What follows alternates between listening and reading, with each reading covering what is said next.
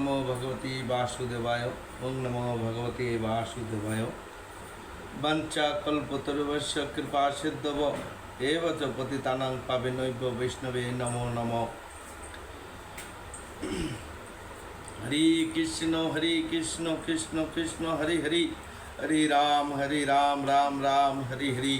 हरे कृष्ण कृष्ण कृष्ण हरे हरे, हरे राम राम हरे हरे। आशा करी আপনারা সকলে ভালো আছেন। আজকে অক্ষর ব্রহ্মযোগ অধ্যায় 8 শ্লোক নম্বর 6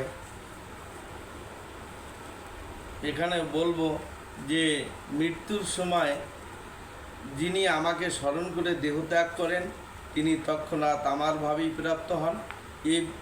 এই বিষয়ে কোনো সন্দেহ নেই। কে বললেন কথাটি? ভগবান শ্রীকৃষ্ণ। কাকে বললেন? অর্জুনকে বললেন। আর অর্জুনের মাধ্যমে আমাদের এই জগৎবাসীকে বলছেন। এই শ্লোকে কৃষ্ণ ভাবনা মৃত্যুর গুরুত্ব আরোপ করা হয়েছে।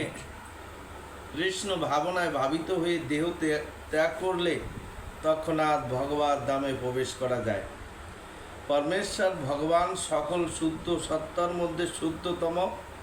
সুতরাং নিরন্তর কৃষ্ণ ভাবনায় মগ্ন থাকলে শুদ্ধ সত্তার মধ্যে শুদ্ধতম হয়ে ওঠা যায়। এখানে শরণং শব্দটি খুবই গুরুত্বপূর্ণ।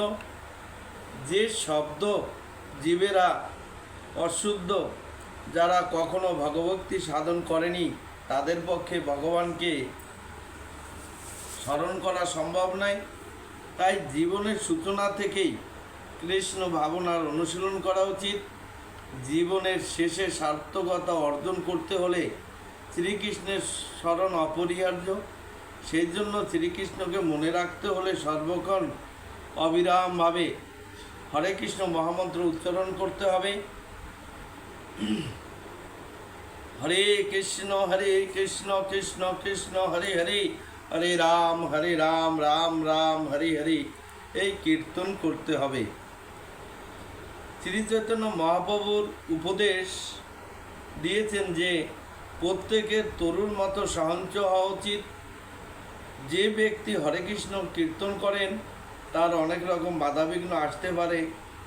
তা সত্ত্বেও এই সমস্ত বাধাবিঘ্নগুলোকে সহ্য করে তাকে অনবরত হরে কৃষ্ণ কৃষ্ণ কৃষ্ণ হরে হরে, হরে রাম রাম রাম হরে হরে কীর্তন করে যেতে হবে, যাতে জীবনের অন্তিমকালে তিনি কৃষ্ণ ভাবনা মৃত্যুর পূর্ণ সুফল লাভ করতে পারেন। জং জং বাপি শরণং ভাবং ত্যজন্তে কলেবরম তং তমে বৈত্তি কুন্তেয় সদা তদ্ভাব ভাবতীয়।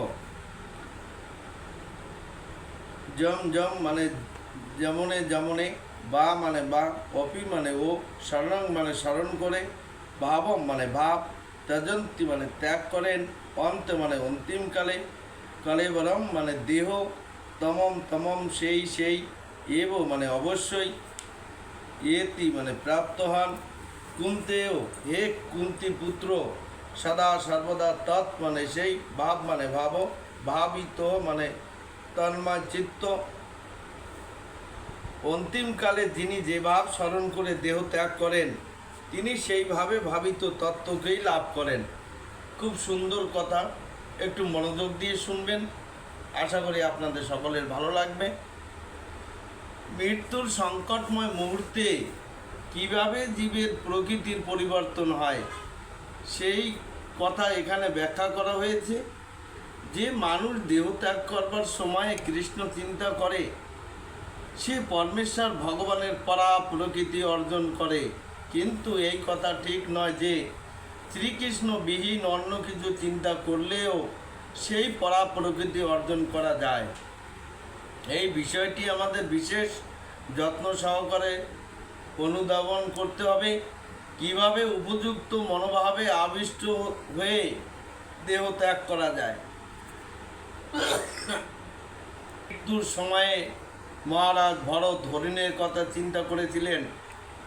তাই তার পরবর্তী জীবনে তিনি হরির শরীর প্রাপ্ত হয়ে হন। হরিণ রূপে জন্মগ্রহণ করা সত্ত্বেও মহারাজ ভরত তার পূর্ব জন্মের কথা স্মরণ করতে পেরেছিলেন। দেখেন, আমরা মনুষ্য জীবন পেয়েছি, আমরা কেউই বলতে পারবো না যে পূর্ব জন্মে আমরা কি ছিলাম। তাই এখানে ভরতকে তার মৃত্যুর সময় এই হরিণ শরীর রূপে তার জন্মগ্রহণ হয়েছিল। মহারাজ ভরতের সে পূর্ব জন্মের কথা তার স্মরণ করতে পেরেছিলেন, কিন্তু তাকে পশুর শরীর গ্রহণ করতে হয়েছিল। স্বভাবতই জীবিত অবস্থায় আমরা যে সমস্ত চিন্তা করে থাকি, সেই চিন্তা অনুযায়ী আমাদের মৃত্যুকালীন সময়ে আমাদের চিন্তার উদয় হয়। সুতরাং এই জীবনটা সৃষ্টি করে আমাদের পরবর্তী জীবন। বোঝা গেল মায়েরা? এখানে কি বললেন যে এই জীবনই সৃষ্টি করে আমাদের পরবর্তী জীবন। আগামী জন্ম আমরা কি হব সে আমাদের হাতের মুঠের মধ্যে। সে কেমন? আমাদের সকলের শুদ্ধ ভক্ত হতে হবে, আহার বিহার শুদ্ধ করতে হবে, সদা সর্বদা ভগবানের চরণ স্মরণ রাখতে হবে। আমাদের আশেপাশে যে রাধা গোবিন্দ মন্দির আছে বা ইস্কন মন্দির আছে, সেখানে গিয়ে আমার দর্শন করতে হবে। আমরা মন্দিরে গিয়েই আগেই আমরা মুখমণ্ডল দর্শন করি না, এটা ঠিক নয়। আমাদের আগে মন্দিরে গিয়ে গোবিন্দের চরণ দর্শন করতে হবে, চরণ থেকে ধীরে ধীরে তার মুখমণ্ডল দর্শন করতে হবে, তাহলেই আমাদের ভগবানের কৃপা লাভ হবে।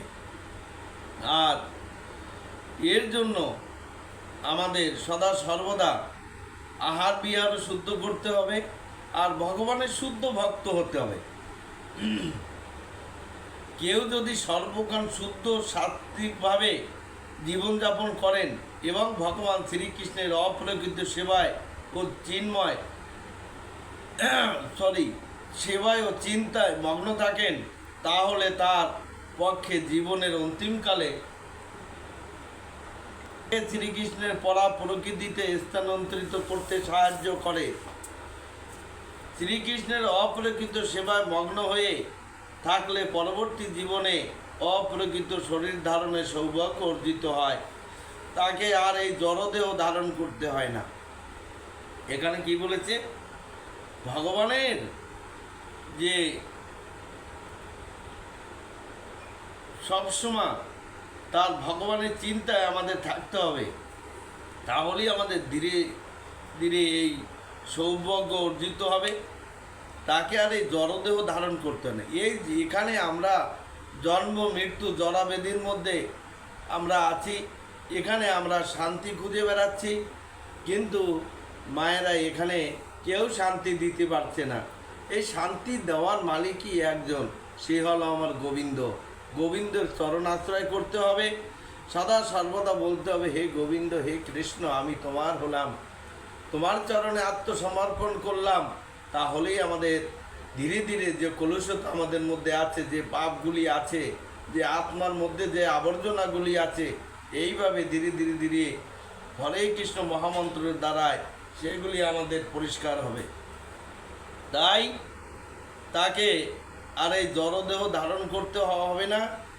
তাই আমরা সকলে মিলে আরেকবার হরে কৃষ্ণ কৃষ্ণ কৃষ্ণ হরে হরে, হরে রাম রাম রাম হরে হরে, এই মহামন্ত্র কীর্তন করব। এই কীর্তন করাই হচ্ছে জীবনের অন্তিমকালে ভাব পরিবর্তন সফলতম শ্রেষ্ঠ উপায়। আমরা যখন অন্তিম দিন আসবে, তখন অনেক যারা তারা শুধু কান্না করে, তখন তাদের মুখে কোনো কথা তারা বলতে পারে না, হাত পা নাড়াতে পারে না, শুধু নয়ন জল পড়ে যাচ্ছে। তখন কি হয় জানেন? তখন সে যমদূতের সঙ্গে কথা বলে। যমদূত এখানে ভগবান একজনই, সে হলো আমার গোবিন্দ। ভগবান কথার অর্থ কি? ভগ কথার অর্থই হলো ছয়টি। ভগবানের মধ্যে ছয়টি ঐশ্বর্য আছে, তাই ভগবান পরিপূর্ণ। আমাদের মধ্যে সেই ছয়টি ঐশ্বর্য আছে কিঞ্চিত কোনো রকম, তাই আমরা পুরোপুরি নই। তাই ভগবান জানতে হবে। পরমেশ্বর কথার অর্থ কি? যে সর্বশ্রেষ্ঠ পুরুষ, তাকেই বলা হয় পুরুষোত্তম। তাই আমাদের সকলের জানা উচিত ভগবান একজন, সে হলো শ্রীকৃষ্ণ। দেবদেবীর সঙ্গে ভগবানের তুলনা করা যাবে না। দেখেন, ভাগবতমে আছে যে কৃষ্ণর অংশ অবতার হচ্ছে বিষ্ণু। বিষ্ণুর নাভি থেকে একটি পদ্মফুল হয়েছে, সেই পদ্মফুলে ব্রহ্মার জন্ম হয়েছে। তাই ব্রহ্মাও ভগবান হতে পারেনি।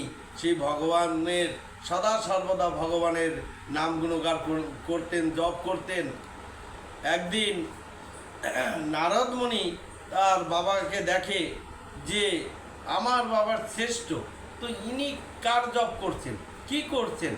তখন একদিন জিজ্ঞাসা করলেন, এ বাবা, আপনি কি করছেন, আপনি কার জপ করছেন?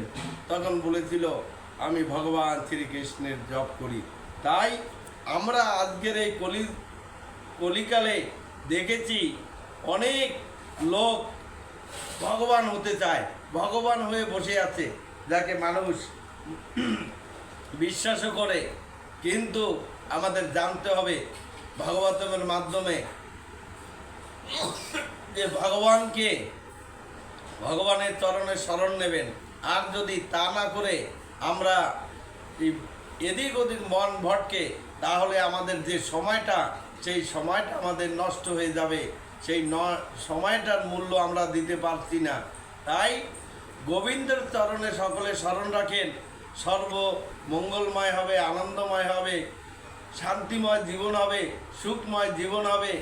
আপনারা হয়তো ভাবতে পারেন যে এত কিছু করি, তারপরও এত কেন আমাদের দুঃখ কষ্ট আসে? দেখেন মা, পূর্ব জন্মের সুকৃতির ফলে আমরা এই মানুষ্য জন্ম পেয়েছি। আর এই মানুষ্য জন্মেই কেবল ভগবানের সেবা গুণগান করা যায়। কিন্তু পশুর শরীর ধারণ হলে তারা কেউই ভগবানের সেবা গুণগান করতে পারে না। আমাদের যে মানব জন্ম, এটা যেন আমাদের সফল হয়। আর আগামী জন্ম আমরা যেন সকল মিলে যেন সেই চিৎ জগৎ গোলক বৃন্দাবন ভগবত ধামে যেতে পারি। আর যদিও সেখানে যেতে না পারি, আগামী জন্ম কোনো বৈষ্ণব মায়ের ঘরে যেন আমাদের সকলের জন্ম হয়। আর সদা যেন আমরা এই গোবিন্দের নাম উচ্চারণ করতে পারি। হরে কৃষ্ণ কৃষ্ণ কৃষ্ণ হরে হরে, হরে রাম রাম রাম হরে হরে। বাঞ্ছা কল্প তরুভস্য কৃপা সিদ্ধব এব চ পতিতানাং পাবেনৈব বৈষ্ণবী নমো নমঃ।